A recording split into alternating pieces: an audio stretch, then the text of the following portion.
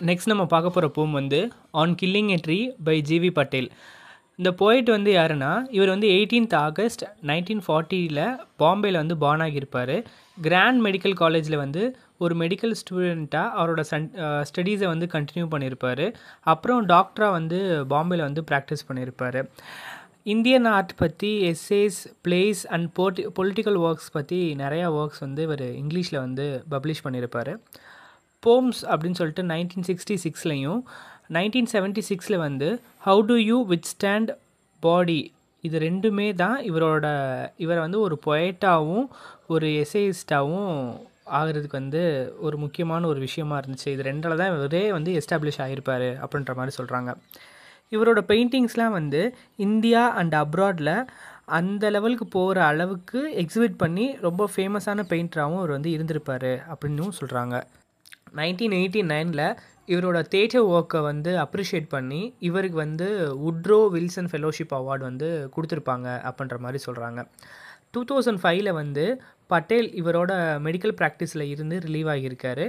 இவர் மும்பையில் வந்து இருந்தார். ஆனால் இவருக்கு வந்து ஆர்ட்டில் தான் வந்து ஃபுல் அண்ட் ஃபுல் வந்து என்கேஜாக வந்து இருந்தார். ஸோ மெடிக்கல் ஸ்டூடெண்ட்டாக இருந்தாலும் ஒரு மெடிக்கல் ப்ராக்டிஷனராக இருந்தாலும் இவரோட இன்ட்ரெஸ்ட் ஃபுல்லாமே வந்து ஆர்ட்ஸில் மட்டும்தான் வந்து இருந்திருக்கு அப்படின்ற மாதிரி சொல்கிறாங்க.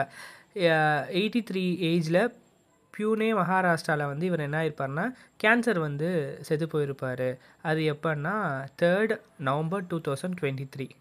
நெக்ஸ்ட் டாபிக் வந்து அபவுட் தி போம். இந்த போம் ஆன் கில்லிங் அ ட்ரீ வந்து ரொம்பவே வந்து சிம்பிளாக பாயிண்ட் வந்து நரேட் பண்ணியிருப்பார். ரொம்ப சிம்பிள் லாங்குவேஜ் வந்து நரேட் பண்ணியிருப்பார்.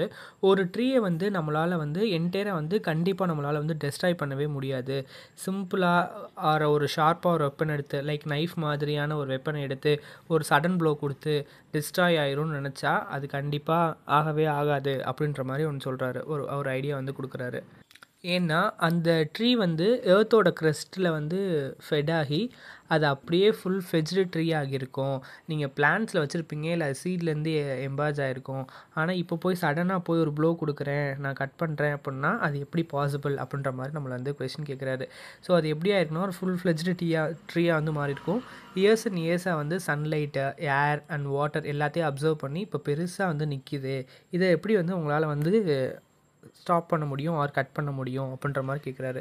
ஸோ நம்ம போடுற எஃபர்ட்ஸை அதை ஹேக் பண்ணி சாப் பண்ணினாலும் அந்த ட்ரீயை வந்து கம்ப்ளீட்டாக வந்து நம்மளால் வந்து என்ன பண்ணவே முடியாதுன்னா டெஸ்ட்ராய் பண்ணவே முடியாது அப்படின்ற மாதிரி ஆத்தர் வந்து இன்சிஸ்ட் பண்ணி சொல்லிகிட்டே இருக்காரு. ஒரு ட்ரீயை டெஸ்ட்ராய் பண்ணணுன்னா அதை நம்ம வந்து ரூட்லேருந்து புல் அவுட் பண்ணால் மட்டும்தான் அதை வந்து டெஸ்ட்ராய் பண்ண முடியும் அப்படின்னு சொல்லிட்டு ஆத்தர் வந்து சொல்கிறாரு.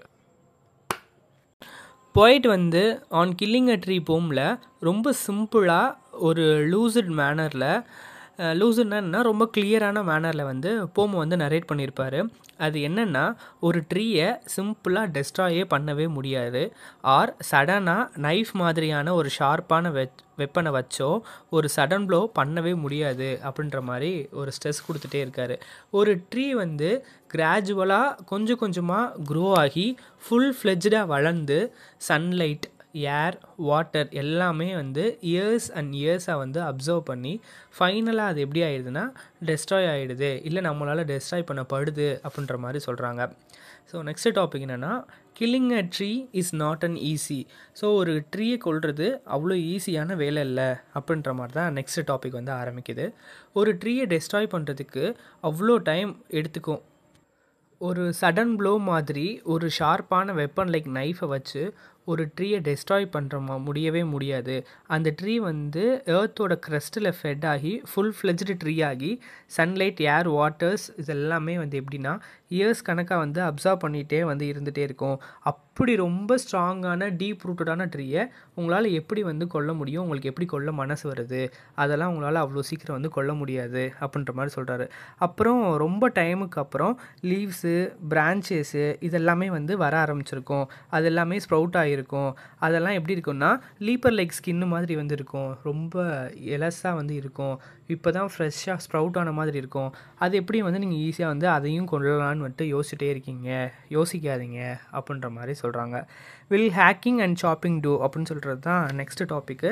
ஒரு ட்ரீயை வந்து அவ்வளோ சீக்கிரம் வந்து கட் பண்ணி டெஸ்ட்ராய் பண்ணால் ஒரு ஷார்ப்பான வெப்பன் வச்சோ இல்லை ஆக்ஸ் மாதிரியான வெப்பன் வச்சோ நம்ம ரிப்பீட்டட் ப்ராசஸில் பண்ணிகிட்டே இருந்தால் அது மேபி வந்து கட் பண்ணிடலாம். நம்ம வந்து இவங்க எல்லோரும் என்ன சொல்கிறாங்கன்னா, ஒரு நார்மல் ட்ரீயை இமேஜின் பண்ணாமல் ரொம்ப ஓல்டராக ஒரு 80-50 வருஷம் உண்டான ட்ரீயை கொலை பண்ண போகிறது அவ்வளோ சிம்பிளான விஷயம் இல்லைன்றது தான் ஆத்தர் இன்சிஸ்ட் பண்ணிட்டே இருக்காது. இது வந்து ஒரு 10 இயர்ஸாக ஆர் 15 இயர்ஸாக இருக்க ட்ரீயை வந்து அவர் சொல்லலை, ரொம்ப பழமையான ட்ரீயை வந்து சொல்லிகிட்டே இருக்கார்.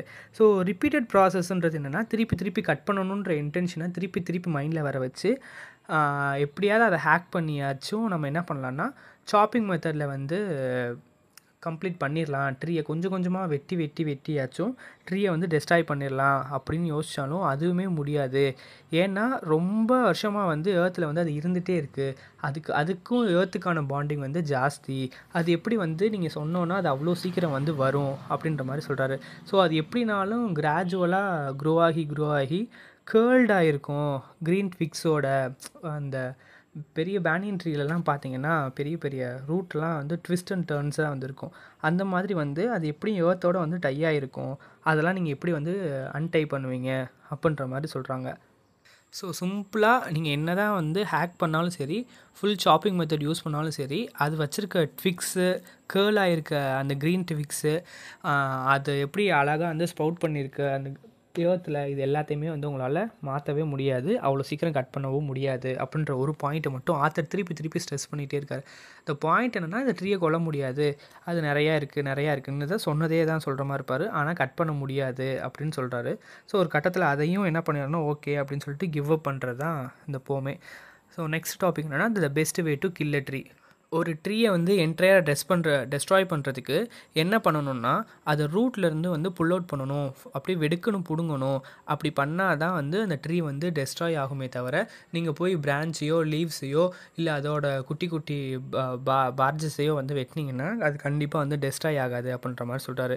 அந்த ட்ரீயோட ரூட்டில் வந்து ஏர்த்துன்னு சொல்லிட்டு ஒரு ஆங்கர் பண்ணுற மாதிரி வந்து இருக்கும். அந்த ஆங்கர் வந்து அந்த ஏர்த்தை வந்து விடாப்பிடியாக ரூட் மாதிரி பிடிச்சிருக்கும். ஸோ அதை எப்படி நீங்கள் வந்து டெஸ்ட்ராய் பண்ணுவீங்க?